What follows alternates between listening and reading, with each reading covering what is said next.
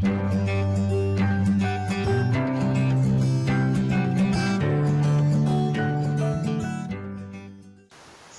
warahmatullahi wabarakatuh.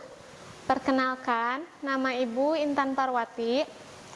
Di pertemuan kali ini, Ibu akan menjelaskan materi kelas 12 bab 7 tentang pernikahan. Nah, sebelum memulai pembelajaran, marilah kita berdoa terlebih dahulu. Bismillahirrahmanirrahim. Rabbi jidni ilman warzuqni fahma. Ya Allah, tambahkanlah kepadaku ilmu dan berilah aku karunia untuk memahaminya. Nah, tentang pernikahan ini, apakah pernikahan itu? Pernikahan secara bahasa. Nah, pernikahan secara bahasa adalah mengumpulkan, menggabungkan, atau menjodohkan. Nah, pernikahan dalam Kamus Besar Bahasa Indonesia diartikan sebagai perjanjian antara laki-laki dan perempuan untuk bersuami istri dengan resmi atau pernikahan. Sedangkan menurut syariat Islam, nikah berarti akad yang menghalalkan pergaulan laki-laki dan perempuan yang bukan mahramnya, yang menimbulkan hak dan kewajibannya masing-masing. Selanjutnya ada pernikahan dalam undang-undang. Dalam undang-undang pernikahan UU PRI nomor 1 tahun 1974 didefinisikan pernikahan atau perkawinan ialah ikatan lahir batin antara pria dan wanita sebagai suami istri dengan tujuan untuk membentuk keluarga yang bahagia dan kekal berdasarkan ketuhanan yang Maha Esa. Selanjutnya ada tujuan pernikahan. Nah, apa itu tujuan dari pernikahan?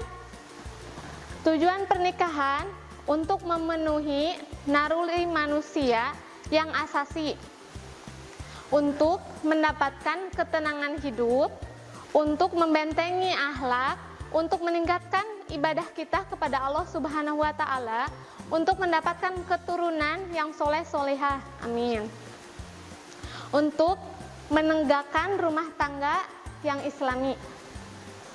Selanjutnya ada hukum menikah. Hukum menikah ada 5. Yang pertama, wajib. Nah, hukum menikah wajib ini bagi orang yang mengharapkan keturunan dan takut akan berbuat zina jika dia tidak nikah. Ada juga hukum nikah sunnah. Sunnah ini berarti bagi orang yang ingin punya keturunan dan ia tidak takut akan berbuat zina jika dia tidak nikah. Baik dia ingin atau tidak, meskipun pernikahannya itu akan memutuskan ibadahnya yang tidak wajib. Ada juga makruh. Nah, makruh ini bagi orang yang tidak mau menikah dan tidak mengharapkan keturunan, dan pernikahannya tersebut dapat memutuskan ibadahnya yang tidak wajib. Ada juga mubah. Mubah ini bagi orang yang tidak takut akan zina dan tidak berharap keturunan dan tidak memutuskan ibadah yang tidak wajib. Ada hukum menikah haram. Nah, haram ini bagi orang yang membahayakan wanita karena tidak ada kemampuan melakukan senggama, tidak mampu memberinya nafkah atau memiliki pekerjaan yang haram meskipun ia menikah dan tidak takut berbuat zina. Nah, dalam Quran surat Al-Isra ayat 32 dijelaskan, wala taqrabu zina, dan janganlah kamu mendekati zina. Dan dalam Al-Quran tidak ada yang menjelaskan tentang haramnya pacaran atau haramnya berbuat zina, tapi dijelaskan jangan mendekati zina. Ada juga mahram. Nah, mahram ini orang yang tidak boleh dinikahi. Mahram ini dibagi menjadi 2. Yang pertama, mahram mu'abad. Mahram mu'abad itu adalah wanita yang haram untuk dinikahi selama-lamanya, seperti satu keturunan persusuan, mertua perempuan, anak tiri, jika ibunya sudah dicampuri, bekas menantu perempuan, dan bekas ibu tiri. Selanjutnya ada mahram goir mu'abad.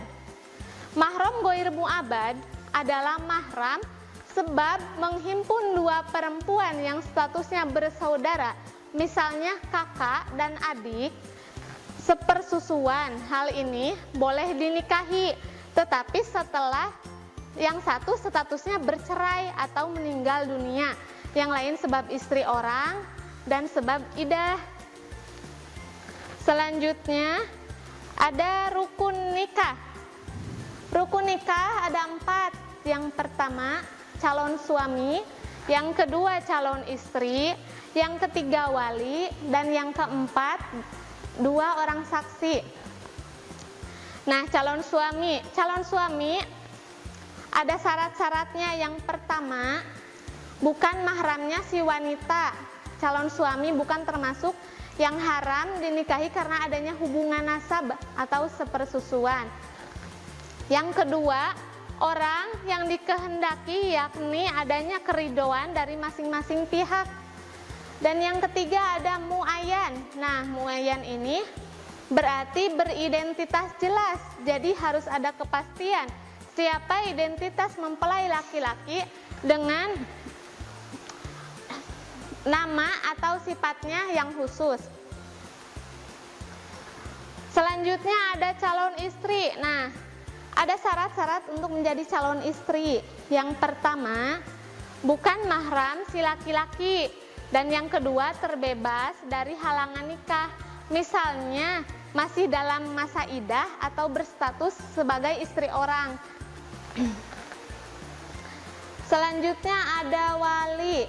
Nah, wali ini bapak kandung mempelai wanita, penerima wasiat, dan kerabat terdekat, dan seterusnya sesuai dengan urutan asobah wanita tersebut, dan atau orang bijak dari keluarga wanita atau pemimpinnya setempat. Nah, itu bisa dijadikan wali. Selanjutnya ada syarat-syarat untuk menjadi wali. Yang pertama orang yang dikehendaki, yang kedua laki-laki, yang ketiga mahramnya si wanita, yang keempat balik bukan anak-anak, yang kelima berakal tidak gila, yang keenam adil dan fasik. Maksud saya adil tidak fasik. Yang ketujuh tidak terhalang wali lain. Yang kedelapan tidak buta. Yang kesembilan tidak berbeda agama. Dan yang kesepuluh merdeka bukan budak.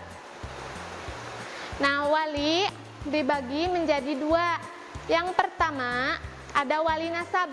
Apa itu wali nasab? Wali nasab yaitu wali yang mempunyai pertalian darah dengan mempelai wanita yang akan dinikahkan. Dan ada juga wali hakim. Nah, wali hakim ini orang yang memiliki kewenangan untuk menikahkan. Kemudian ada saksi dalam pernikahan. Saksi dalam pernikahan syaratnya berjumlah 2 orang, bukan budak, bukan wanita, dan bukan juga orang yang fasik. Tidak boleh merangkap sebagai saksi walaupun memenuhi kualifikasi sebagai saksi. Sunnah dalam keadaan rela dan tidak terpaksa. Kemudian ada sigat atau ijab kabul. Sigat yaitu perkataan dari mempelai laki-laki atau wakilnya ketika akad nikah. Nah, ada syarat untuk ijab kabul. Yang pertama, tidak tergantung dengan syarat lain. Yang kedua, tidak terikat dengan waktu tertentu. Yang ketiga, boleh dengan bahasa asing. Nah, jadi ijab kabul itu boleh dengan bahasa Indonesia, bahasa kita sendiri, atau bahasa Arab. Nah, dan yang keempat, dengan menggunakan kata tajwid atau nikah. Tidak boleh dalam bentuk kinayah atau sindiran, karena kinayah membutuhkan niat sedang, niat itu yang abstrak. Abstrak itu tidak jelas. Dan 5, qabul. Qabul ini harus dengan ucapan qabiltu. Qabiltu itu saya menerima, atau tajwijah, dan boleh diperlukan untuk ijab. Pernikahan yang tidak sah. Pernikahan tidak sah ini ada yang namanya pernikahan mut'ah. Apa itu pernikahan mut'ah? Pernikahan mut'ah yaitu pernikahan yang dibatasi untuk jangka waktu tertentu, baik sebentar ataupun lama. Ada pernikahan syighar, yaitu pernikahan dengan persyaratan barter tanpa pemberian mahar. Kemudian ada pernikahan muhalil. Nah, pernikahan muhalil yaitu pernikahan seorang wanita yang telah ditalak 3 oleh suaminya karena diharamkan untuk rujuk kembali kepadanya. Kemudian wanita itu dinikahi laki-laki dengan tujuan untuk menghalalkan dinikahi oleh mantan suaminya. Nah, jadi jika wanita itu sudah menikah lalu ditalak sama mantan suaminya dan dia ingin menikah lagi dengan mantan suaminya sementara dia sudah ditalak 3, nah, maka dia harus menikah lagi dengan laki-laki lain dengan tujuan untuk menikah lagi dengan mantannya. Ada pernikahan orang yang irham.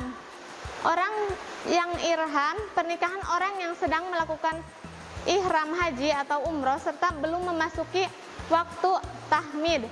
Selanjutnya pernikahan dalam masa iddah. Pernikahan di mana seorang laki-laki menikahi perempuan yang sedang dalam masa iddah, entah itu karena perceraian atau meninggal dunia. Pernikahan tanpa wali, yaitu pernikahan yang dilakukan seorang laki-laki dan perempuan tanpa seizin walinya. Nah, sekarang itu banyak di kalangan sekarang yang kawin lari, dah itu bisa disebut kayak begitu. Terus ada pernikahan dengan wanita kafir selain wanita ahli kitab. Nah, jika wanita itu bukan agama Islam tapi agama lain, maka dia jika menikah harus mu'alaf dulu, lalu menikah dengan suaminya. Ada menikahi mahram, baik mahram untuk selamanya atau mahram kepada pernikahan. Kemudian ada kewajiban bersama suami istri. Nah, apa kewajibannya? Yang pertama, memelihara dan mendidik anak. Yang kedua, setia dalam hubungan rumah tangga. Yang ketiga, berbuat baik terhadap mertua, ipar, dan kerabat. Yang keempat, saling bantu-membantu. Yang kelima, menjaga penampilan lahiriah dalam rangka merawat keutuhan cinta dan kasih sayang di antara keduanya. Kemudian ada kewajiban suami terhadap istri. Nah, suami itu menjadi pemimpin, memelihara dan membimbing keluarganya, lahir batin, serta menjaga dan bertanggung jawab atas kesejahteraan keluarganya. Kemudian kewajiban suami itu memberi nafkah, pakaian dan tempat tinggal untuk istri dan anak-anaknya sesuai kemampuan yang diusahakannya. Nah, jadi kita sebagai istri harus bersyukur jika kita dikasih nafkah oleh suami, seberapapun itu kita harus mensyukurinya. Nah, bergaul dengan istrinya secara ma'ruf dan memperlakukan keluarganya dengan cara baik. Memberi kebebasan berpikir dan bertindak kepada istri sesuai norma Islam yang membantu tugas-tugas istri serta tidak mempersulit kegiatan istri. Nah, itu kewajiban dari suami terhadap istri. Ada kewajiban istri terhadap suami. Nah, istri berkewajiban taat kepada perintah suami. Nah, jadi kita itu sebagai istri harus taat kepada perintah suami. Karena kita harus tahu bahwa ridho suami itu termasuk ridho Allah juga. Dan selalu menjaga diri dan kehormatan keluarga. Bersyukur atas nafkah yang diterima dan digunakan dengan sebaik-baiknya. Membantu suami dan mengatur rumah tangga sebaik mungkin. Nah, itu kewajiban istri terhadap suami. Selanjutnya ada hikmah pernikahan. Di antaranya terciptanya hubungan antara laki-laki dan perempuan yang bukan mahram dalam ikatan suci yang halal dan diridhoi Allah Subhanahu wa taala. Mendapatkan keturunan sah dari hasil pernikahan, terpeliharanya kehormatan suami istri dari perbuatan zina. Nah, jika kita sudah menikah, maka kita akan terpelihara kehormatan kita. Dan kita akan dijauhkan dari perbuatan zina karena kita sudah bersuami istri. Selanjutnya ada terjalinnya kerjasama antara suami dan istri dalam mendidik anak dan menjaga kehidupannya. Dan juga terjalinnya silaturahmi antara keluarga besar dari pihak keduanya, suami dan istri. Maka akan terjalinnya silaturahmi. Oke, sekian pembelajaran yang Ibu berikan. Semoga bermanfaat. Mohon maaf bila ada kekurangan. Sebelum ditutup, marilah kita berdoa penutup majelis. Bismillahirrahmanirrahim. Subhanaka Allahumma wa bihamdika ashhadu an la ilaha illa anta astaghfiruka wa atubu ilaik. Maha suci Engkau ya Allah, dengan memujimu aku bersaksi bahwa tiada Tuhan melainkan Engkau, akan memohon pengampunanmu dan bertobat kepadamu. Sekian, Assalamualaikum warahmatullahi wabarakatuh. Kunjungi sosial media lainnya seperti website kami di pkbmalkota.com, Facebook PKB Malkota Manunjaya, Instagram PKB Malkota _official. Dan terima kasih telah klik video ini.